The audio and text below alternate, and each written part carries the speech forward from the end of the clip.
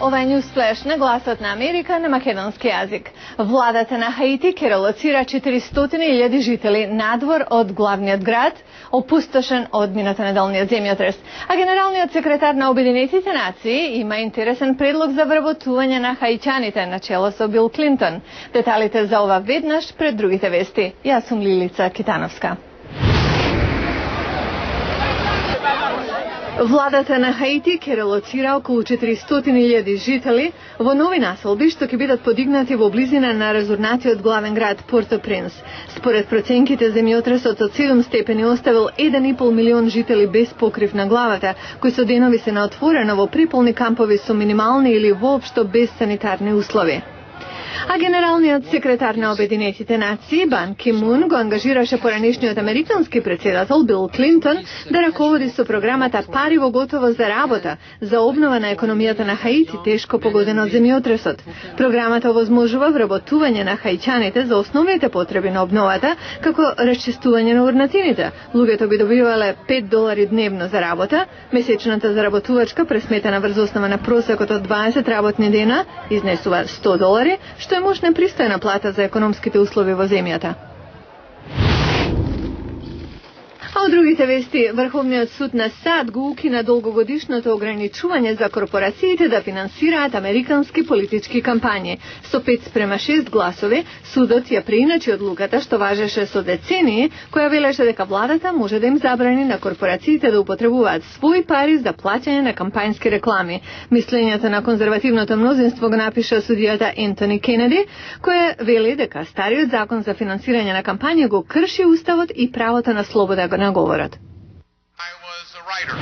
Председателот Обама бара посилна регулатива за најголемите американски банки, велејќи дека со тоа ќе се спречи преземање на потребни ризици од нивна страна во иднина.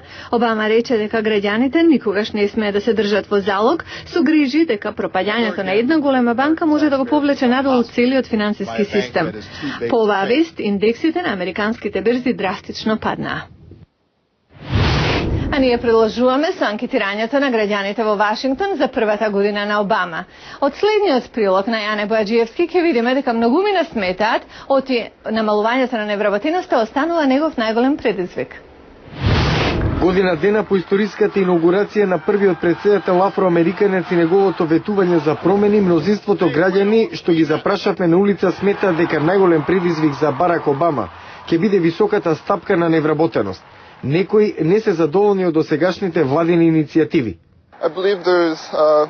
Може многу да се подобри ситуацијата со намалување на невработеност, преку насочување на владините стимулативни пакети кон попродуктивни дејности за разлика од минатата година. За многумина клучот за заживување на економијата лежи во малите бизниси. Економијата во САД зависи од малите бизниси. Мора да има ефикасна политика што ќе го поттикне производствениот сектор. Банките не даваат заеми како порано. Мора да уследи план, што не само ќе го поттикне финансискиот систем, туку и ќе ги стимулира малите бизниси. Овој жител на Вашингтон смета дека Обама реално постигнал колку што можел, со оглед на ситуацијата што ја наследил.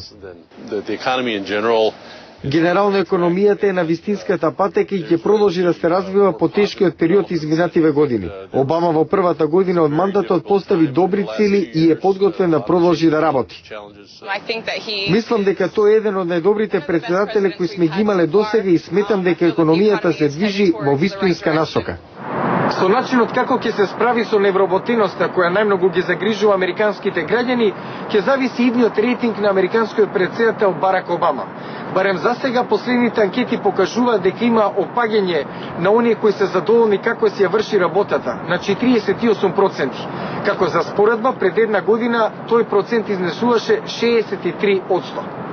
Јане Бојачиевски, Глас на Америка на македонски, Вашингтон.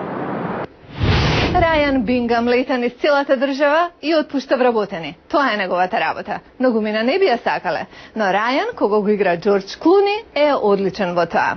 Во приложение ви го представуваме филмот на Джейсон Рейтман, Up in the Air. Last year I spent 322 days on the road. I flew 350,000 miles. The moon is 250. All the things you probably hate about traveling are warm reminders that I am home. Welcome back, Mr. Bingham. Рајан е на врвот на светот, буквално. Минува повеќе време на аеродроми и во авиони отколку дома во Омаха, Небраска. Тој е совршен патник, организиран, без многу багаж, експедитивен. Авионските компании го третираат величенствено.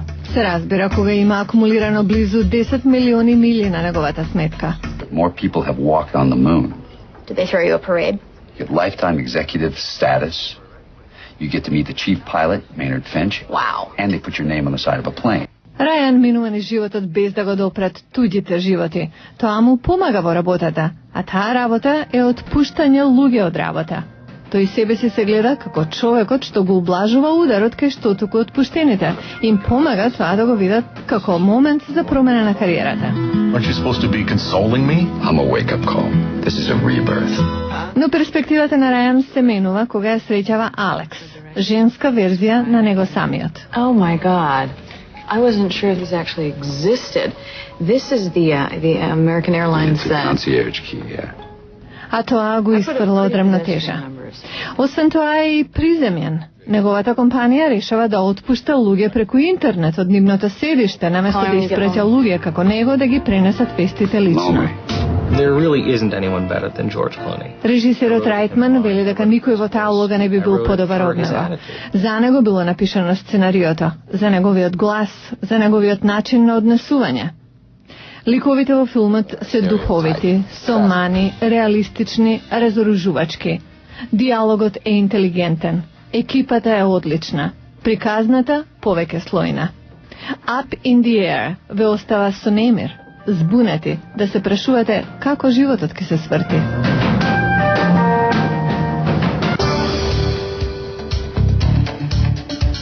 Во понеделник во Newsflash, рибино масло против старење.